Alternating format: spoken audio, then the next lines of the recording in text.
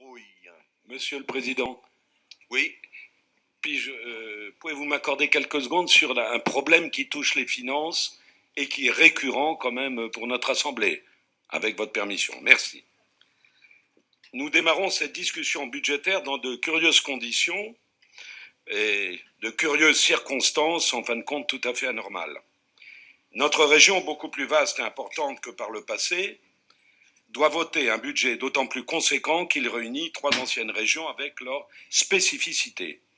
C'est donc avec une attention et une maîtrise particulièrement soutenue que les finances régionales doivent être pensées, conduites et cadrées dans cette nouvelle configuration. Pour cela, nous n'avons aucun interlocuteur, vous représentant, aucun élu responsable qui occupe le poste des finances régionales. En un mot, après 5 mois d'exercice, nous n'avons pas de vice-président aux finances. Y a-t-il un pilote dans l'avion où gouverne des finances? Personne. Quelle région de France est dans cette situation? Aucune, si ce n'est la nôtre. Quelle piètre image nous donnons de notre institution? Peut-on continuer, Monsieur le Président, face à ce vide institutionnel qui amène la délégation aux finances, qui tient les clés de l'action régionale, à être vacante depuis des mois? À l'évidence, non. Vous n'avez pas eu la curiosité minimum, pendant une longue campagne électorale, de vous pencher, même succinctement, sur les dérapages de la gestion de Poitou-Charentes. Il ne s'agissait pas de quelques centaines de milliers d'euros, mais de centaines de millions. Reconnaissez quand même que c'est d'une légèreté insondable. Vous désignez ensuite Jean-François Macaire comme vice-président aux finances. L'homme qui hérita... Jacques Colombier, c'est pas très courtois, c'est pas très sympa. Monsieur le Président... Vous me dites que vous voulez faire une intervention, là vous rentrez. Vous faites des attaques de personnes. C'est pas très fair, c'est pas très sympa, c'est pas très courtois pour les collègues. Monsieur le Président, il ne s'agit pas d'attaque personnelle, il s'agit quand même de principe. Nous avons des vice-présidents ou nous n'en avons pas. Vous le désignez ensuite comme vice-président aux finances.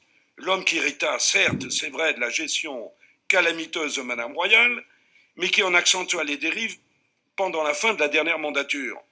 Vous nommez à ce poste, vous ne le saviez sans doute pas, je veux bien vous laisser le doute, un pompier pyromane.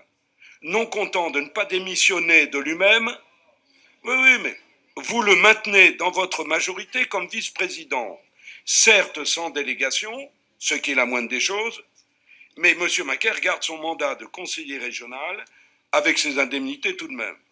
Cette situation ubuesque ne peut plus durer. Je sais que ça vous semble très étrange qu'on fasse cette constatation, mais enfin, elle est quand même étonnante. Nous avons demandé à ce dernier à plusieurs reprises de rendre son mandat. Ce que l'honneur lui commandait, cette notion lui semble bien sûr étrangère, et sa seule réponse, et là aussi ça pose problème, fut d'être totalement absent de notre Assemblée, de ne participer à aucune commission, GIA ou plénière, depuis plus de 4 mois.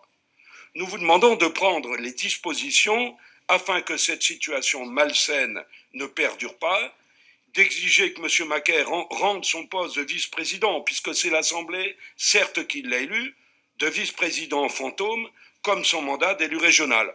Reconnaissez que dans aucune entreprise, Bien, cette écoutez, situation... Jacques Colombier, s'il vous plaît. Je termine, Monsieur le Président, en 2 monsieur. phrases.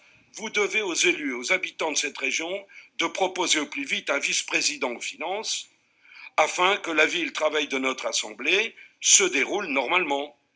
Votre autorité, entre nous, sur ce point-là, est quand même en jeu. S'il vous plaît. Ne pas le faire, vous m'avez dit que vous arrêtiez. Vous sentez bien que ce serait attirer des doutes, ou alors que vous n'avez pas, parmi vos élus, une personne en capacité de conduire une délégation aussi vitale pour la région. Bien qu'il soit de vos amis, et je termine, ne vous inquiétez pas, bien qu'il soit de vos amis, laissez donc au président de la République le soin de ne plus maîtriser ni sa majorité, ni la politique de la France, face au peuple et à la rue qui gronde. Monsieur le Président, pour l'honneur de la région et de ses habitants, nous vous le réclamons une nouvelle fois, Jean-François Macaire doit démissionner.